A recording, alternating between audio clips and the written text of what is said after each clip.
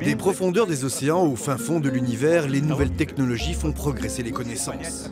Dans ce futuriste spécial, rencontre avec des explorateurs des temps modernes, en mer, sur Terre et dans l'espace.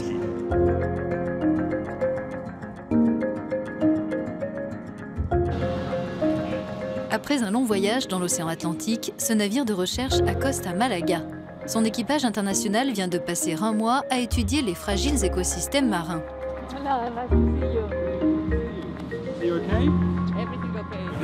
L'océan change à bien des égards. Il devient plus acide au fil du temps, il se réchauffe comme le fait la planète. Il y a aussi les courants dans l'océan qui se modifient. Il faut que l'on comprenne mieux ces phénomènes. D'après les scientifiques, jamais dans l'histoire de la Terre, le rythme de ces changements n'a été aussi élevé. Dans le cadre d'un projet de recherche européen baptisé Atlas, 25 expéditions d'études ont été lancées dans l'océan Atlantique et dans ses eaux voisines.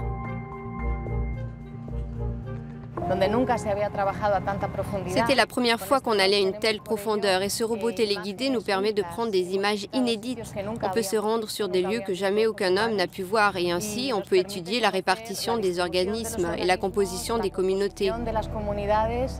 Ce qui nous renseigne encore plus sur le fonctionnement de cet écosystème. Les ROV, les robots pilotés à distance, peuvent supporter d'énormes niveaux de pression. Ici, l'engin a été envoyé à 2 km de profondeur pour analyser un mont sous-marin près de l'archipel des Açores.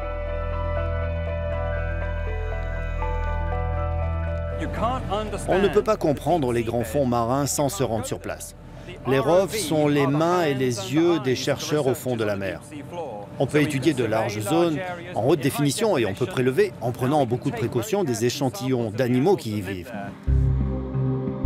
L'objectif avec ces échantillons collectés dans des zones clés en termes de biodiversité, c'est d'analyser les ressemblances génétiques entre les organismes marins de la Méditerranée et ceux de l'Atlantique. Il y a des sites où il est tout à fait essentiel de comprendre ce qui se passe et qu'il faut protéger. Cette information sur les liens entre les populations est absolument nécessaire pour avoir une meilleure gestion des ressources génétiques sous-marines au niveau européen. Les scientifiques espèrent mieux comprendre comment les mers réagissent au changement climatique et aux premières exploitations industrielles des ressources des grands fonds océaniques. Les nouvelles technologies peuvent nous donner un nouveau regard sur l'agriculture pour la rendre plus performante et plus écologique. En Ukraine, découvrons un autre projet de recherche européen.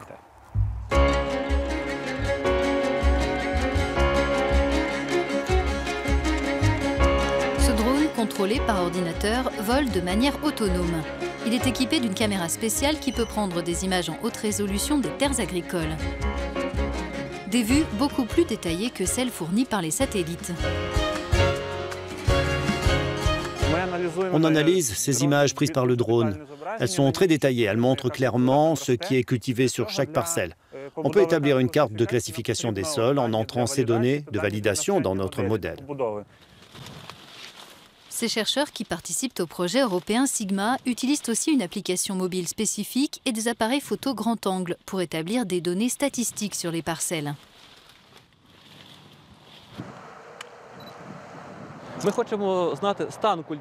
On veut connaître l'état des cultures, comment elles poussent, comment elles se développent, ce qui se passe pendant la période de culture pour produire les meilleures récoltes possibles.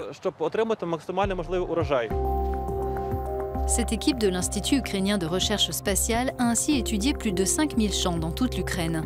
Les images collectées ont été intégrées à un logiciel où des algorithmes d'intelligence artificielle traitent l'ensemble des données pour élaborer une carte des terres agricoles.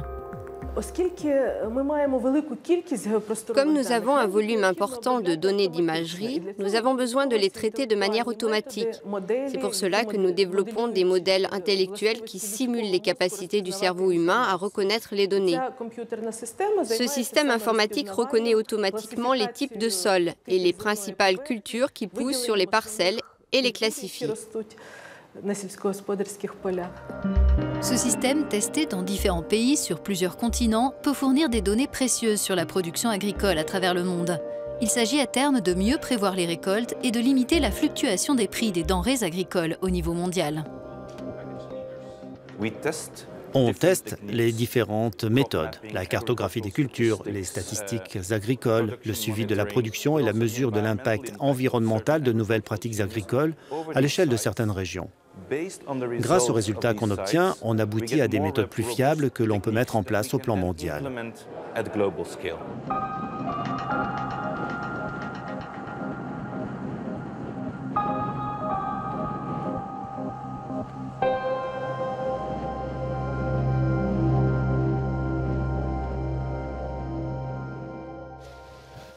Les radiotélescopes nous permettent de voir de plus en plus loin dans l'univers et plus le télescope est grand, plus il est sensible.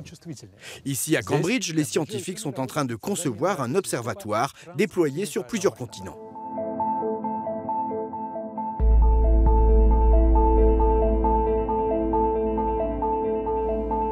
Voici le prototype de ce qui sera à terme le plus grand radiotélescope au monde, avec des implantations en Australie et en Afrique du Sud. Le SKA, c'est son nom, fonctionnera grâce à des champs d'antennes statiques comme celui-ci, très éloignés les uns des autres.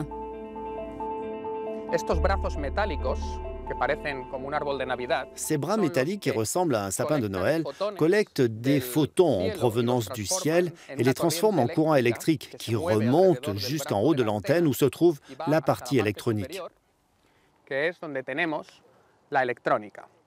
Ici, dans cette boîte blanche, il y a les éléments électroniques qui recueillent ce courant électrique venant de l'antenne et l'amplifient pour qu'il puisse être étudié par nos supercalculateurs. En regroupant des antennes de petite taille, on évite de construire un seul immense télescope très coûteux, tout en ayant un résultat similaire.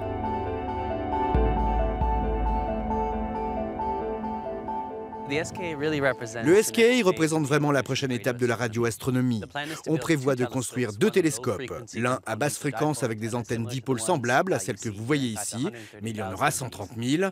L'autre avec des antennes paraboliques moyennes et haute fréquence, il y en aura environ 200 en Afrique du Sud. Le SKA, dont la mise en service est annoncée pour le début des années 2020, devrait offrir une multitude de nouvelles données sur ce qui compose notre univers, mais aussi sur ses origines. Imaginez, on sera capable de créer un film en 3D montrant l'évolution des gaz et de la structure de l'univers depuis cette période très précoce d'1 milliard d'années après le Big Bang jusqu'à aujourd'hui, avec les galaxies telles qu'on les connaît comme notre Voie lactée. Construire le plus grand télescope au monde, c'est évidemment un défi multiple, notamment logistique. Les 130 000 antennes destinées à la partie australienne du SKA ont été pensées pour être peu coûteuses, faciles à assembler et extrêmement durables. Toute l'électronique qui se trouve dans l'antenne doit être protégée du sable qui peut rentrer dans l'antenne. Et les éléments mécaniques de l'antenne sont assez robustes pour résister à des vents de plus de 160 km/h et à d'autres conditions météo difficiles dans le désert. Les télescopes implantés en Australie et en Afrique du Sud formeront un seul et unique observatoire transcontinental. Le traitement des signaux de chacune des antennes qui les composent nécessitera une puissance de calcul sans précédent. Il y aura 2 supercalculateurs géants sur chaque site du SKA. Ils seront aussi puissants que le plus puissant des supercalculateurs actuels au monde. Ils le seront même plus. Le flux de données qui arrivera au niveau du processeur de données scientifiques sera plus important que la totalité du trafic Internet actuel dans le monde. Donc c'est un système immense.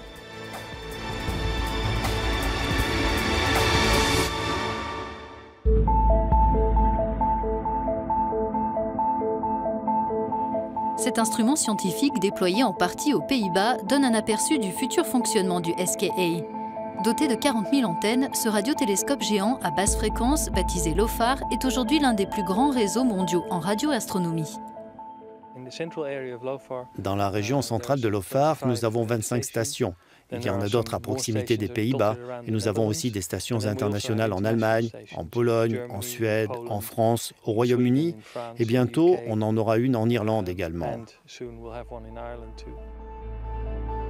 Ce sont des câbles à fibre optique qui relient le cœur de LOFAR et ses stations éloignées au centre néerlandais de traitement de données. Tous les signaux y sont réunis pour établir des cartes du ciel. L'éloignement des antennes sur le globe nous apporte la netteté, la capacité d'avoir de la finesse dans les détails du ciel. Ce qu'on n'arrive pas à voir quand toutes les stations sont collées les unes aux autres. Les chercheurs ont conçu des outils informatiques qui tiennent compte des distances entre chaque antenne pour que les signaux captés correspondent à la même observation.